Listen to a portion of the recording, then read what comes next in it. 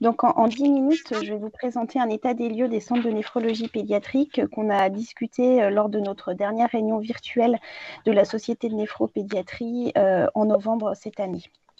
Donc en fait, en très bref, pour les néphro-adultes qui sont là aujourd'hui, la SNP, c'est 40 ans d'expérience dans la prise en charge des maladies rénales des enfants.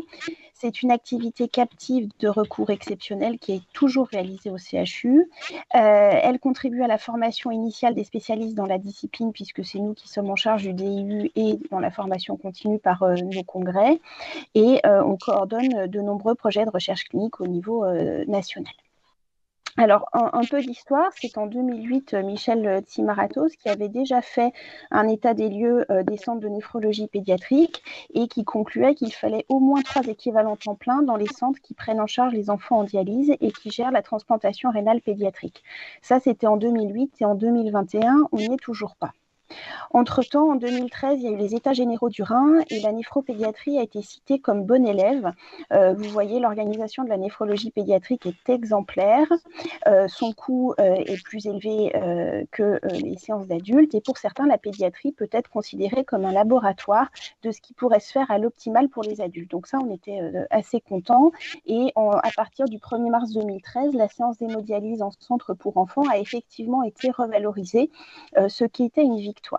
Néanmoins, dans les États généraux du Rhin, il était déjà dit, donc 2013, que l'inquiétude était générale et que la situation actuelle régressait, car partout le nombre de professionnels auprès des enfants diminue.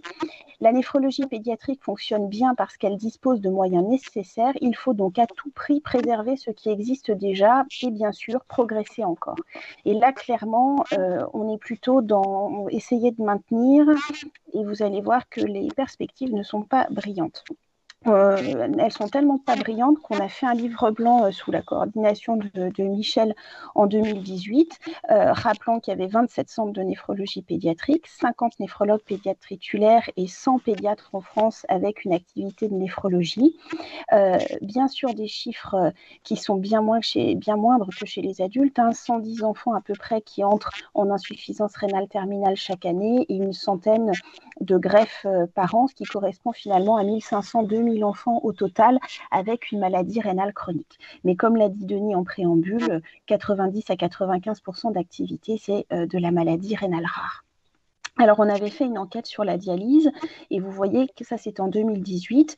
Il y avait l'hémodialyse individualisée stable qui était en gris, l'hémodialyse individualisée fragile à 5 ans qui était en orange, l'hémodialyse pédiatrique non individualisée qui était en jaune et puis certains centres qui n'avaient pas d'hémodialyse. On a eu une écoute très transitoire au ministère par Lionel Collet et puis il est parti. On avait fait une réunion de la SNP à la Villa Gaby pour présenter un peu ça et puis discuter les pistes qu'on pouvait entrevoir pour essayer d'améliorer les choses. Et puis entre-temps, la Covid est passée par là. Il y a une discussion du parcours de soins de la maladie rénale chronique de l'enfant avec la DGOS où finalement on a été sorti des discussions parce qu'il a été admis que le modèle économique proposé pour les adultes n'était pas viable pour les enfants. Il y a eu une alerte de la DGOS et de la NSM sur les problématiques de matériel en dialyse pédiatrique, notamment sur les machines et des industriels assez frileux. Et finalement, on n'a pas eu beaucoup de retours, mais en tout cas, on n'a pas eu d'interdiction administrative de pouvoir utiliser nos machines chez les moins de 10-15 kilos. Dans le monde, en 2019, on a fait un éditorial « Hôpital en mutation, enfance en danger » parce que la pédiatrie est en danger et pas uniquement la néphrologie pédiatrique, c'est l'ensemble de la pédiatrie qui est en grande souffrance. Et en mai 2021, notre sentiment a été renforcé et authentifié par le rapport de l'IGAS qui est extrêmement inquiétant. 44% des pédiatres libéraux ont plus de 60 ans. 85% des consultations des moins de 16 ans sont assurées par les médecins généralistes. On a une attractivité complètement en déclin, pas assez d'internes formés, là je vous parle pour la pédiatrie au sens large. L'option santé de l'enfant au sein du DES de médecine générale et la formation complémentaire des infirmières puéricultrices qui pourraient devenir IPA en puériculture sont des pistes pour améliorer la situation. Je vous montre quelques chiffres. Vous voyez le nombre de pédiatres pour 100 000 habitants dans les pays de l'OCDE. La France est ici, donc on est vraiment en tête, en queue de peloton, plutôt. ma prochaine diapo, c'est pour vous montrer la pyramide des âges, que ce soit les pédiatres ou les pédiatres universitaires. Donc clairement, vous voyez qu'il y a un déséquilibre en faveur des plus âgés, avec un manque de renouvellement total de toutes les strates, que ce soit hospitalier ou universitaire, ce qui est quand même très inquiétant pour le futur. Dans le rapport IGAS, les propositions, il y en a une qui nous intéresse particulièrement pour la néphrologie pédiatrique, c'est pouvoir favoriser les équipes d'une taille suffisante en pédiatrie et en chirurgie pédiatrique, en particulier pour assurer la permanence des soins et expertiser l'introduction d'un seuil minimum de praticiens pour les lignes de garde et d'astreinte. Je vous rappelle, pour la SNP, on l'a déjà défini en 2008 comme étant 3 équivalents temps plein, et il y a beaucoup de centres qui n'ont pas 3 équivalents temps plein et qui font malgré tout des astreintes. Donc, on a fait une enquête prospective, 30 centres ont participé, 28 français, 27 CHU. Donc, on a 7 PUPH et 2 MCUPH, ce qui est beaucoup moins qu'il y a 10 ans. Les effectifs H, de manière attendue, est très variable selon les centres, et on a au final 73 PH, ce qui correspond à 51,4 équivalents temps plein pour la néphrologie pédiatrique. Des CCA et des assistants spécialistes, mais qui n'ont pas forcément une activité unique de néphrologie pédiatrique. Et puis, vous voyez les commentaires récurrents qu'on a pu avoir parce qu'on avait laissé des champs d'expression libres: en arrêt prolongé, poste attribué mais non pourvu, si le poste est pris, etc., etc. Alors, quand on regarde sur les 27 CHU, il y en a 18 qui font de l'hémodialyse autonome, 7 qui font de la dialyse chronique chez les adultes, 2 qui ne font pas d'hémodialyse, 21 qui font l'initiation et le suivi de l'ADP, 4 qui font du suivi de DP et 2 qui font uniquement de l'ADP aiguë, et 16 centres sur les 27 qui font la greffe et le suivi, et 11 qui font du suivi de greffe. Et en parallèle de ça, vous avez 8 centres qui n'ont pas d'astreinte, et un centre que j'ai classé qui n'a pas d'astreinte puisqu'il fait une astreinte non payée, non reconnue. Une astreinte de sécurité dans 6 centres et une astreinte opérationnelle dans 12 centres. Et vous voyez les commentaires: pas d'astreinte car pas de possibilité de faire une liste d'astreinte à 2, appel des urgences ou de la réanimation sur nos portables en cas de besoin, unité d'hémodialyse ouverte 6 jours sur 7 dont le samedi, on est donc d'astreinte un samedi sur 2. Pas d'astreinte officielle, mais à 2, nous nous arrangeons pour les congés. L'un de nous est toujours joignable. Les dialyses super urgentes peuvent être faites en réa, souhait plus d'être 3.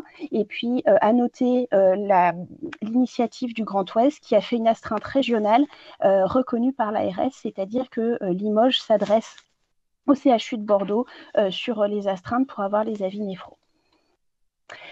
Alors, les départs à 2, 5 et 10 ans sont évidemment extrêmement difficiles à prévoir.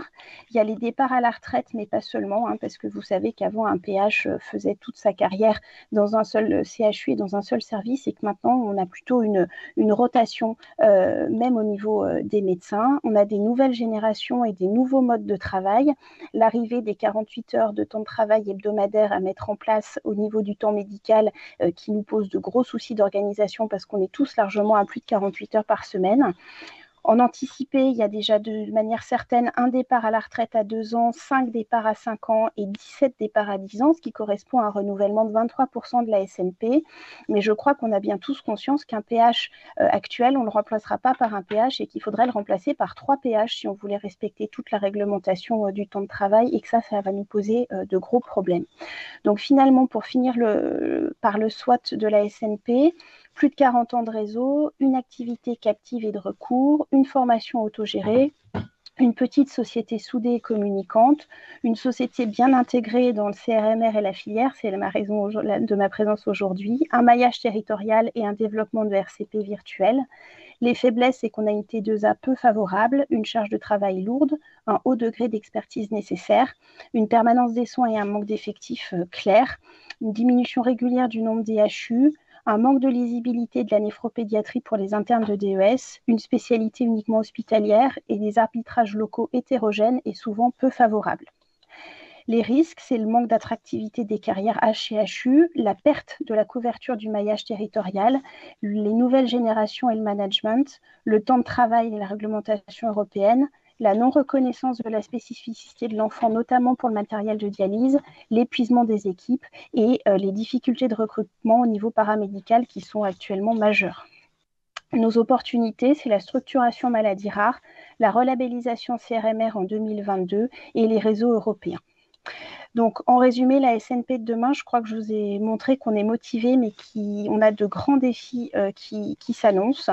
Et pourtant, on a envie de se battre pour maintenir notre excellence. Et ça, c'est un papier du Lancet qui avait été co-coordonné par Jérôme Aramba à Bordeaux, qui montre bien que la France faisait extrêmement bien sur la prise en charge de l'insuffisance rénale terminale de l'enfant.